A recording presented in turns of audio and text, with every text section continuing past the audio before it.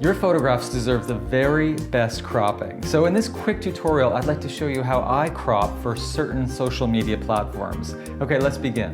So the first thing that you may obviously see is that it's not really a balanced picture. There's just so much empty space at the bottom and really not too much sky, even though the sky was pure black. And the issue is that I often use prime lenses, so I don't have the luxury to zoom in.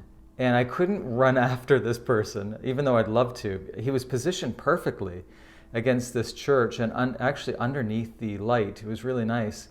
But because I saw this person and I didn't have time to run in and I couldn't zoom, well, I just took the picture. And that's okay, because a lot of the times the resolution in our camera is perfectly acceptable to crop.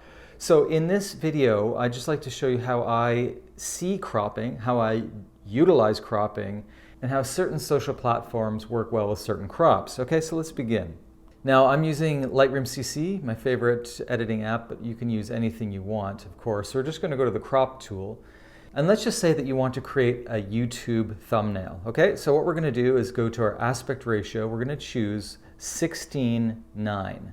And this is what you'll get. Now at this point you may say, well, I like it, but there's still maybe a little bit too much space down at the bottom underneath the man. No problem. We simply crop in until you find that there's a good balance, okay? So if you take a look at the church and the man, we're gonna have the man roughly on the right third, as you can see with the grid lines, okay? Let's do the check mark.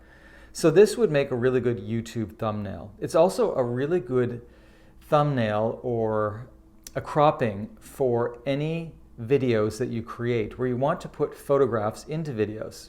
So the next thing is that Facebook really works well with square.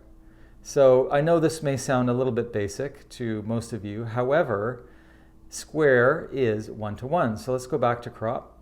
We're going to go to our aspect ratio 1:1 square. Now at this point, we have to figure out what we're going to do with all that empty space. So let's take a look. The nice thing is that the aspect ratio is locked because I asked for a 1:1 square. And let's take a look at this. Okay, that looks pretty good. Let's sort of zoom in here. Now again, I'd prefer to have a little bit more space above the church, but I just didn't have the luxury of taking a second shot. He was already gone after I took the picture. Okay, so that's a good square, and you can use that for Facebook and of course also Instagram. However, what's really interesting is that you may get more traction, more viewership, if you crop vertically for certain social platforms. So let me show you. So we're going to go back to our crop. We're going to choose, actually this time we're going to unlock the crop. We're going to make a vertical, and then we're going to go to 9:16. Now you may sometimes see 9:16 or 16:9, and that really has to do with whether it's a vertical crop or a horizontal, okay? So let's take a look here. This is where we may come into some problems. If you want to do a vertical crop for what's called IGTV, and that's Instagram's TV, this is probably what you would come up with. Also, Instagram likes vertical. It works really well, and so does Facebook. But the real problem is, what do we do about all that empty space at the bottom? Let me tap the check mark here. And all of this empty space is extremely useful for text.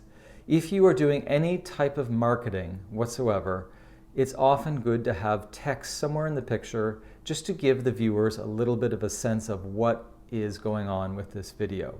So for example, I may at the bottom say how to crop for social media, and I would have it in this section here. And that would be very useful for the person as they understand what the video or the photo or the instruction is about. Now, a lot of you may say, well, I don't do videos. Well, that's okay. Well, why don't you transition to actually giving your viewer some useful information about your photo? And of course, you would do this in text. Under the photo, you would actually say how you got the shot and how can you as viewer benefit from my instruction. People love receiving value. So I would suggest that you start actually giving a little lesson under your photographs. And this is a really great place to add text. Okay, so this is really good for, again, for IGTV, for Instagram and oftentimes for Facebook.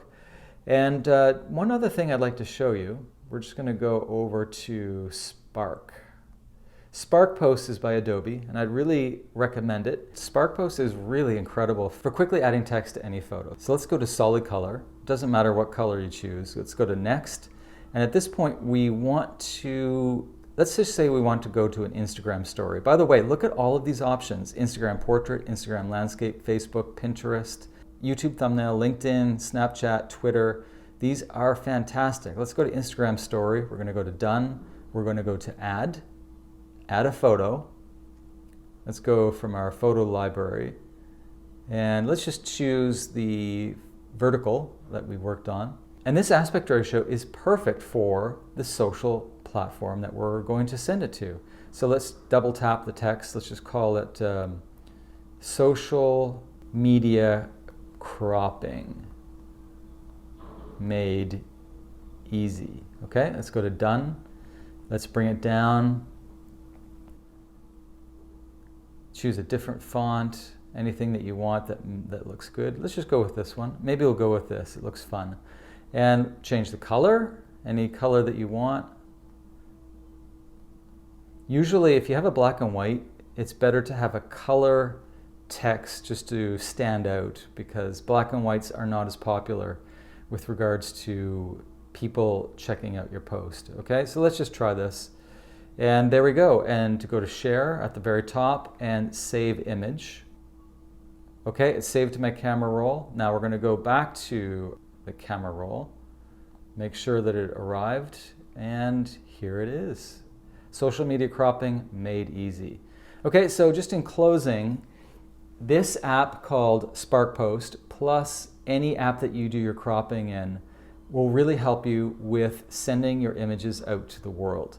And by the way, Spark Post can do all of this for you with their easy templates. So I used a two-step system where I went from Lightroom CC into Spark Post, but you can actually start out with Spark Post and then export to the social media platforms as you desire.